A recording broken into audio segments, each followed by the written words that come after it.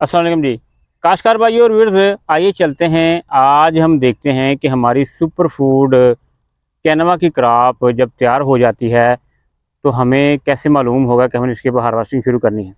काश्तकार भाई आपको बता दें कि सुपर फूड कैनवा की फसल जो है वो तैयारी से पहले 2 से 3 दफ़ा अपने कलर चेंज करती है, अपने रंग जो है वो तब्दील करती है। तो उसके बाद जो है देखिए इसका येलो कलर बिल्कुल ब्राउन सा हो जाता है। देखिए यहाँ पर ये इस किस्म का कलर जो है ये हो जाना है। इसके पत्ते जो हैं वो भी जो है ब्राउन हो जाने हैं।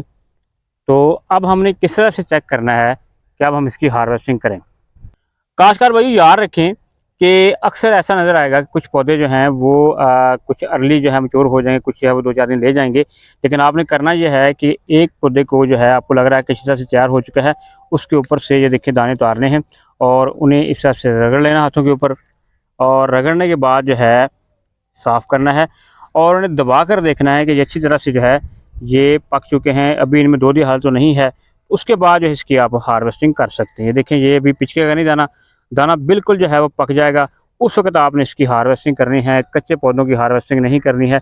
अब आपने हार्वेस्टिंग किस तरह से करनी है वो हम इसका मेथड आपको नेक्स्ट वीडियो में बताएँगे। आपने उस वीडियो को मिस नहीं करना है और हार्वेस्टिंग के मेथड को लाज़मी समझना है।